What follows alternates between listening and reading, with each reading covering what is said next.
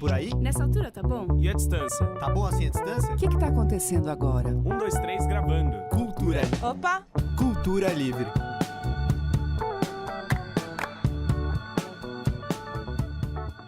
Bem-vindo à faixa bônus do Cultura Livre. Hoje eu tenho o maior prazer de receber aqui Caçapa. Ele está aqui muito bem acompanhado por esta banda, que hoje é a estreia mundial deles. Agora eu vou contar esse segredo para vocês, né? Estreia mundial hoje, né? É verdade.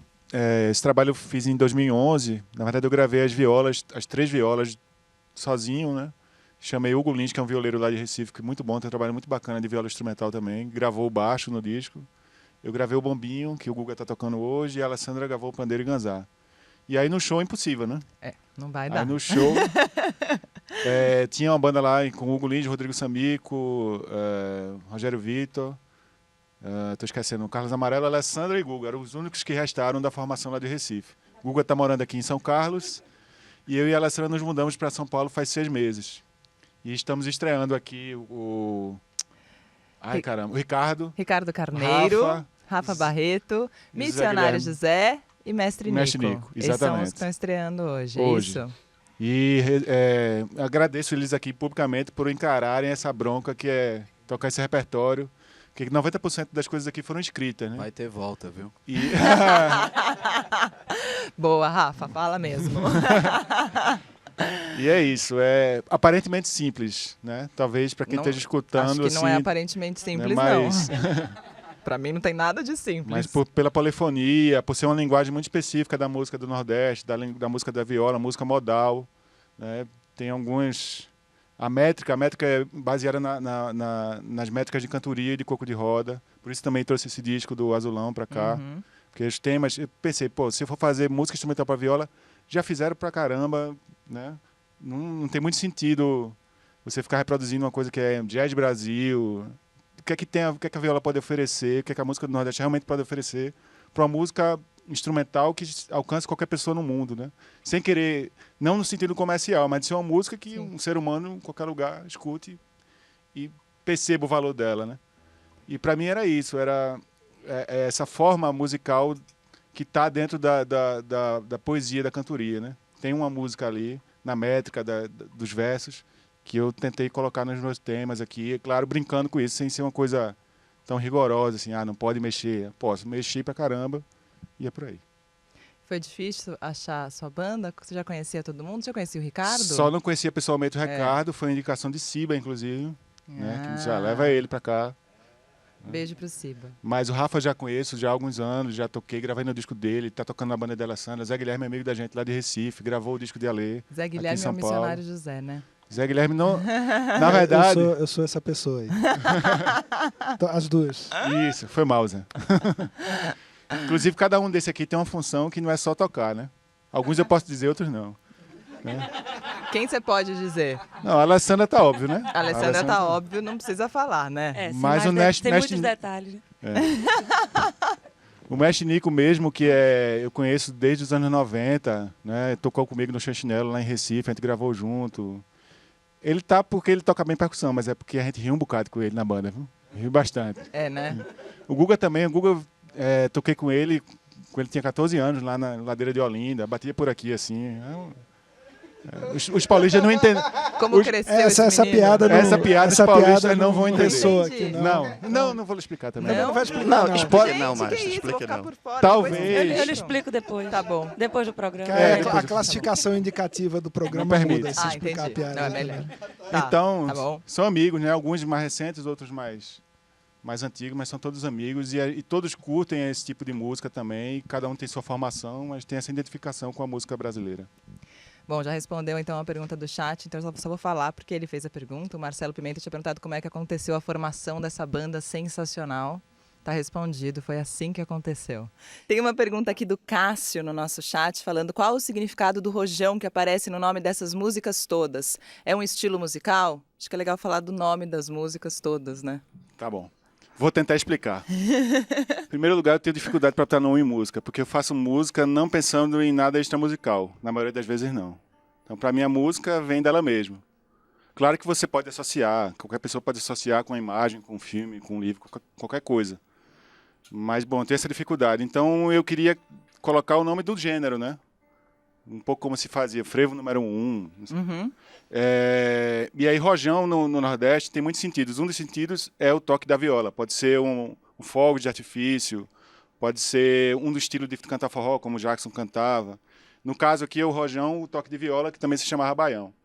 E aí, quando tem o nome rojão, é porque para mim significa que é uma música feita para viola. No caso, para essa viola aqui.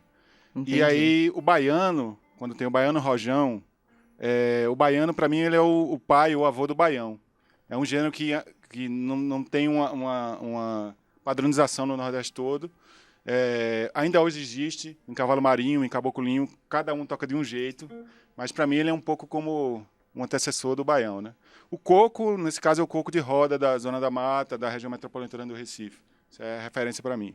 E o samba de rojão que a gente tocou agora, para mim, ele lembra um pouco o samba de coco, a célula rítmica dele. Lembra um pouco o samba de coco, que tem no Agreste de Pernambuco. Lembra um pouco o samba de matuto, que tinha no sul de Pernambuco, que tem no norte de Alagoas. E o baianado, que existe, é muito forte ainda em Alagoas, que veio do samba de matuto, né? Por isso samba de rojão. E o que tem só o rojão é porque ele não é nada, nenhum nem outro. Né? Uma coisa... E também tem um rojão no sertão, gravado em 38, que é um canto de trabalho sem um pulso definido. Então, tem milhões de possibilidades, mesmo dentro dessa definição aí. Mas explicou bem. Tem uma pergunta aqui da Manuela Pires falando: minha pergunta é a mais besta. Manuela, não fala assim. Programa Autoajuda. A gente acha essa pergunta importantíssima. Por que elefantes na Rua Nova? Ré, ré, ré. Então, eu tinha dificuldade para botar o nome do disco, né? Nas músicas, imagina no disco. E aí, mas eu tinha bastante certeza do que eu queria para o projeto gráfico. Então, eram imagens, se você tirar o encarte aí Estou falando encarte. O encarte tem algumas imagens do Recife nos anos 40, 50, fotos em preto e branco que a gente tratou. Isso aí são projeções em cima da parede e tal. E aí, quando a Alessandra estava fazendo a produção do disco, ela estava procurando lá essas imagens. Ela está pedindo para eu falar devagarzinho, que eu estou falando muito rápido. Parece que é de Recifense. Aí... São Paulo, gente. É assim, eu nem tô Pois achando é. rápido. Não. Eu tô acostumada já com esse ritmo. Eu que conheço, tô achando. O filho já fala o marido já fala rápido. E aí a Alessandra estava na Fundagem, na Fundação Joaquim Nabuco, lá em Recife, procurando imagens que se encaixassem, né, nesse projeto. E na Fundagem o acervo não estava digitalizado, o acervo de fotos. Você recebia uma fichinha, né, com o nome da descrição da foto. E lá tinha uma fichinha que chamava Elefantes na Rua Nova. Só que em Recife tem o Maracatu Elefante, que é o mais antigo, tem mais de 100 anos. E o bloco de frevo, a troça, não sei se é bloco ou troça, de frevo de rua, o Elefante de Olinda. E, bom, a gente imaginou assim, não, pode ser um dos dois desfilando no carnaval na Rua Nova, que é uma rua do centro da cidade do Recife. E não eram elefantes de verdade andando na Rua Nova, provavelmente de um circo, né? Tem a foto aí no encarte. Tá aqui, ó, os elefantinhos todos. E é tão inusitado que a gente disse, dá um nome de disco, né? E acho que tem um pouco a ver com a música, porque é uma música que tem a ver com a cidade, com o local, mas tem uma invenção, tem um inusitado também na coisa. Tá vendo, Manuela, como sua pergunta não era nada besta? Quem sabia essa história toda aqui, a não ser os dois? Sabia, Nico? Não sabia mesmo? Que mentira da gota. Pega o microfone pra mentir. Pega o microfone pra mentir. Bom, vou mentir um pouquinho, né? Sabia. Então, eu só fiquei sabendo aos 49 do terceiro tempo, depois que o Caçapa convocou, aí, ó, presta atenção aí, é por aí. Aí você soube, Aí eu aí. fiquei sabendo.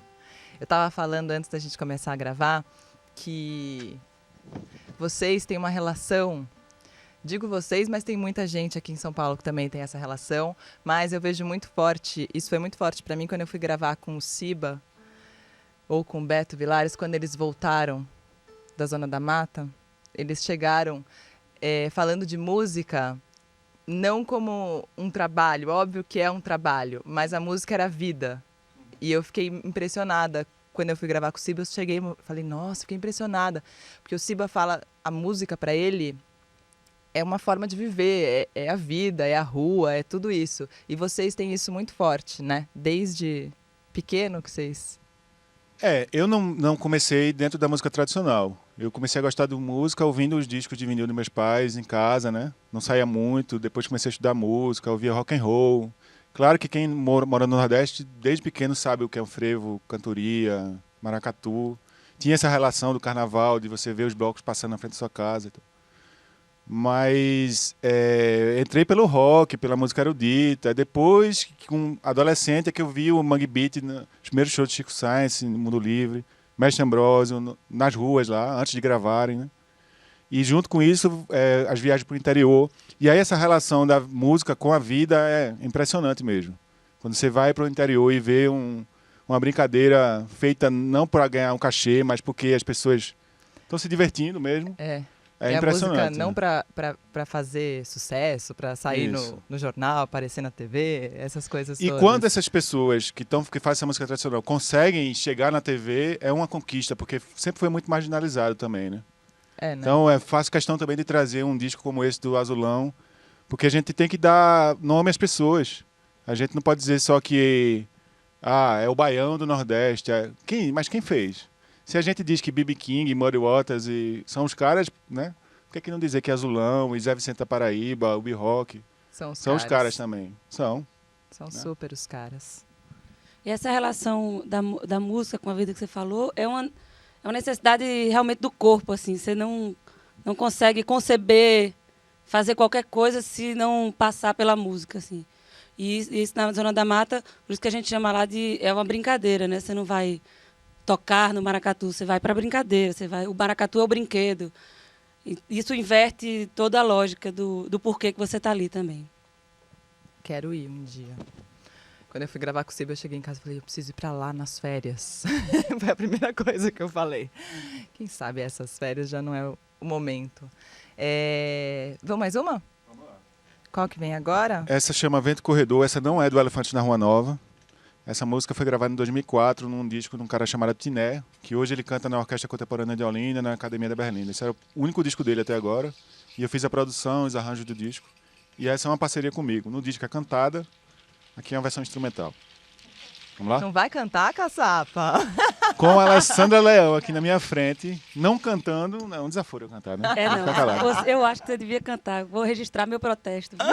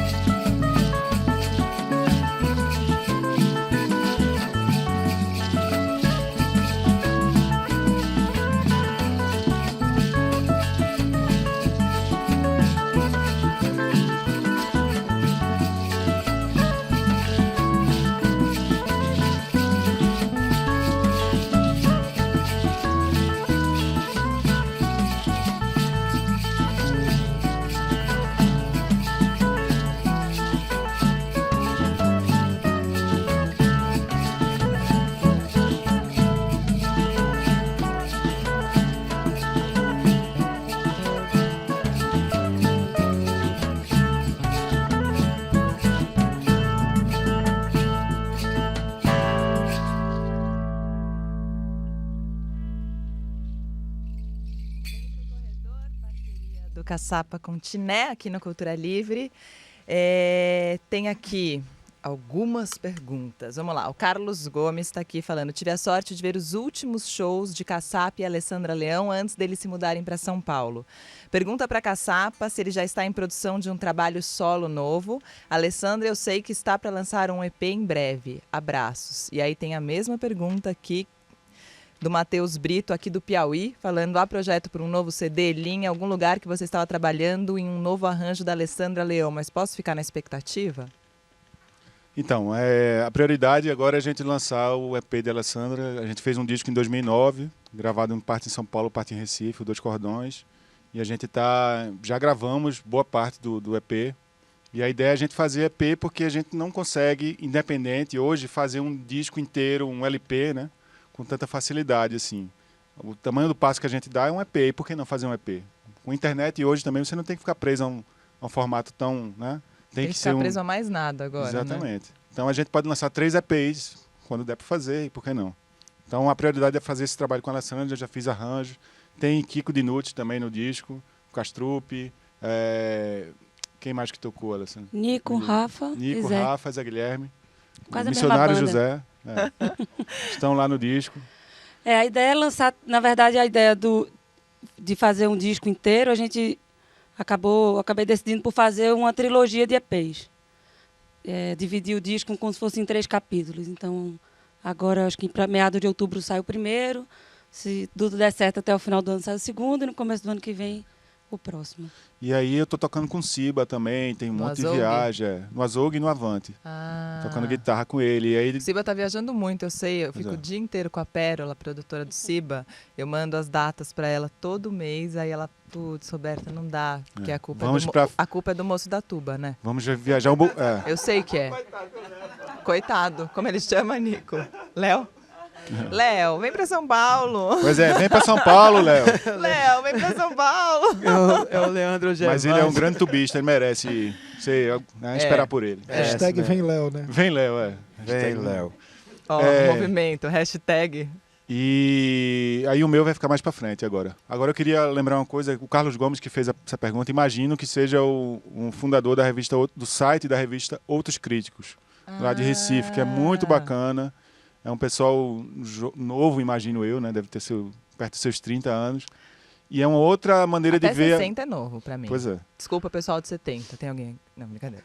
Eu acho 70 novo também. Depois de 60, 70, né? Senão 70 de novo. E é uma pessoa com uma visão diferente da geração no Mangue Beat. É importante ter essa renovação de crítica, né? Lá, estava mais do que na hora, e é um pessoal que vale a pena conhecer, tem um site...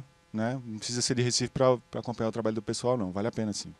Tem uma revista super bonita também agora, né? Pois é, eles lançaram 3 ou 4 números, acho que 3. Não é isso? Uhum. Vale a pena. E na revista tem um texto muito bom do Caçapa, viu? Que ele não quer falar, que ele tá com vergonha. Pois é, não é porque esqueci e também não faço propaganda nenhuma. Mas é muito bom, recomendo a leitura. Viu? É muito diferente para você tocar essa música em São Paulo. Você acha que as pessoas em São Paulo ainda ligam a viola ou ligam alguns ritmos com uma coisa que é feita no interior, que é feita... Tem isso um pouco, não tem? Tem. A gente também tem isso quando escuta uma música cubana, quando escuta lá, um tango, uma música do Congo. Mas o legal é a continuidade, que aí com a continuidade você sai do exotismo, da novidade pela novidade e passa a prestar atenção na música mesmo. Por isso que é tão importante ter uma constância de diversidade, como eu falei na vinhetinha lá. E diversidade é muito importante, né? Sem diversidade, lascou. Olha, tá quase acabando já, que rápido. Vamos mais uma, depois eu faço as últimas perguntas já. Dá tempo para 2 ou 1? Oi? Para 1 ou 2 músicas. A gente pode fazer a última, se só der tempo para 1. Dá para 2? Vamos fazer as duas. A gente vai fazer as duas. Já pode? Já pode.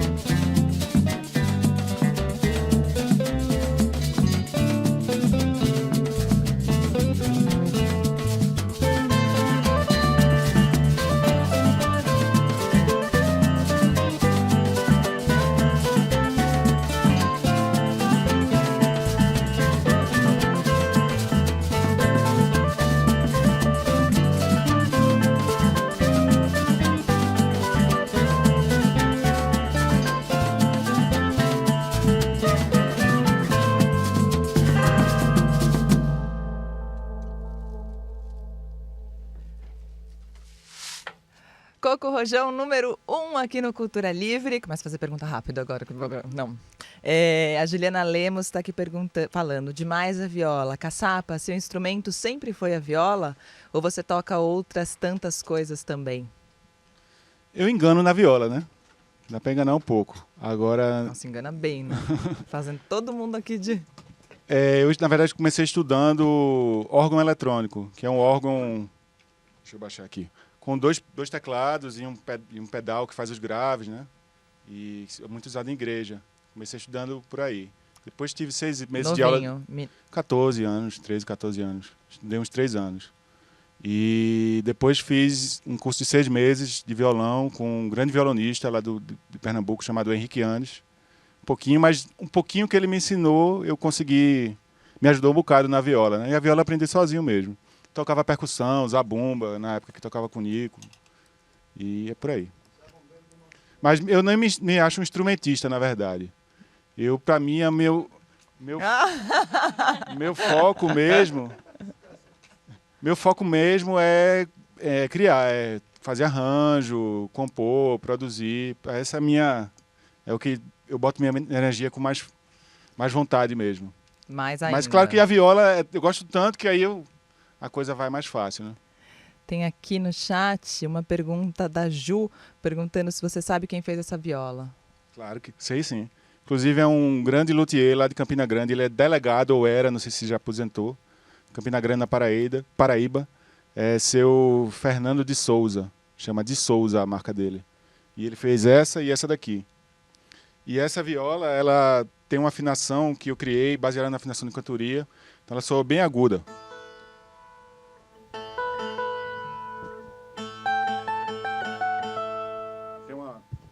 Tem essa corda grave aqui. Tem um bordão triplo. É toda louca, mas é mais fácil de tocar que a viola da cantoria mesmo, na qual eu me baseei. E essa daqui é uma viola que tem uma afinação oitava abaixo dessa daqui. Dessa. Também foi construída pelo de Souza, mas as duas afinações eu criei, só tem nessas duas violas que eu saiba. Lembra mais um instrumento africano, assim, mais aveludado, né? E é isso, eu criei para esse disco aqui, para esse repertório, essas afinações. Dri Nascimento já tá feliz, que é o de Souza da terra dela. A Islia tá perguntando, querendo esse CD na minha vida agora, aonde tem, gente? Boa pergunta. Tem comigo. Na Livraria Cultura tem. Livraria Cultura Quem e é, Passa Disco. quem é de Recife provavelmente vai encontrar na Passa Disco. A gente sempre deixou lá, uma loja que trabalha exclusivamente com música brasileira, é muito bacana. Mas eles entregam também. Entregam também tanto pelo a Passa correio. Disco quanto a Livraria Cultura Isso. para qualquer lugar do mundo. Estamos trabalhando para voltar a vender na internet, eu acho que está na ONRPM. Talvez esteja, não me lembro mais. E quem não achar pode escrever no... Pode, pelo Facebook, mandar mensagem pelo Twitter. Facebook. No disco tem um erro no e-mail. É viola.caçapa@gmail. Não tem esse ponto, é viola caçapa, sem um cedilha. Em algum lugar do disco tem um Mas quem não tem o disco ponto vai que não ver o deveria. né? No Facebook. E pode baixar, ele está em Creative Commons, pode baixar, não tem problema nenhum. É para baixar mesmo. O Fernando tá aqui falando, faz a minha, Roberto, então a sua vai ser para encerrar. A pergunta é do Fernando Soares Fernandes, falando, Caçapa comentou sobre o movimento armorial. Eu queria que ele falasse um pouco sobre ele e se entrou muito em debate por conta da morte do Suassuna. É uma influência sua forte? É e não é. Porque quando eu era adolescente, comecei a ouvir um Egg Beat nas ruas, eu estava ouvindo muito o armorial, mas já numa fase de... Pô, tinha o Seu Valença nos anos 70, Zé Ramalho, o armorial e agora? Não dá para ser isso mais. Eu ouvia muito rock and roll desde os anos 80. Tinha que ter uma coisa que sintetizasse. Então, o Mangue Beat, quando apareceu, foi esse caminho. Eu digo, é isso. Eu era muito novo na época e os caras já deviam ter seus 30 anos. E era uma lição, né? Os caras abriram o caminho na foice, né? Como a gente diz. Depois veio o Mestre Ambrosio, pouco tempo depois, e para mim foi uma identificação maior ainda, porque tinha uma relação com a música brasileira mais profunda, né? Não, talvez nem mais profunda, mas de um outro ângulo. E aí, o armorial para mim deixou de ter o valor que tinha. Talvez nunca tenha tido, embora eu seja um grande fã. Mas nunca foi o caminho que eu quis, para mim. Não acho que a música erudita tem que ser uma coisa que faça com que a música tradicional fique melhor, né? A música erudita é uma coisa, a música tradicional é outra. A música tradicional tem seu valor. Não é porque você é um erudito e tocou uma viola que a viola vai ser mais bonita, não. Não é por aí, não. O armorial tem essa contradição para mim, né? Legal. Espero que tenha ficado claro. Ficou. A Islia tá falando, gente, eu que super conheço o luthier, pia que mundo pequeno. Mundo pequeno mesmo. Qual que é para encerrar? Queria agradecer muito vocês aqui, voltem sempre, tá? A gente vai fazer o Baiano Rojão número 2.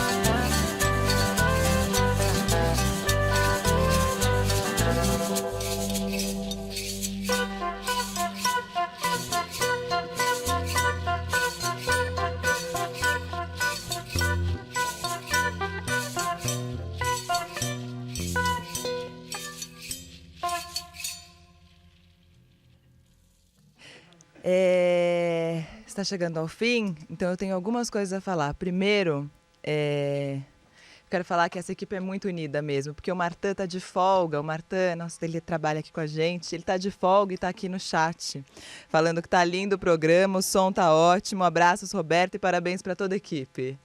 Beijo, Martã, de folga. E Tiago está aqui falando, por favor, manda um abraço para essa turma por mim. Sintam-se abraçados. Tiago Duarte, não? Não sei, ele não pôs o sobrenome. Tá por aí.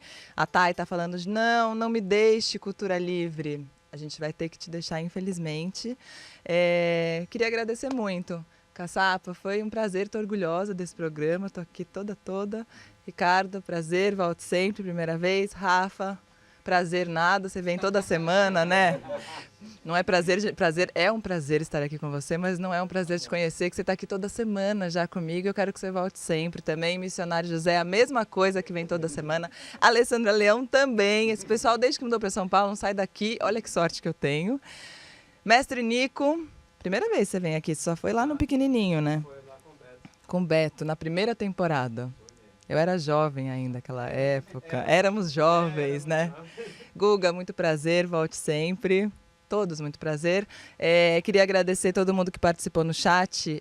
Outro dia me perguntaram como é que era esse negócio do chat para mim, e eu falei que eu, junto com o chat, faço uma entrevista muito mais completa do que eu poderia fazer sozinha, porque tem gente de todos os lugares que pergunta isso, pergunta aquilo, então, sem vocês também não ia ser tão legal. Então, obrigada a todo mundo. E é isso, gente. Um beijo. Até a próxima.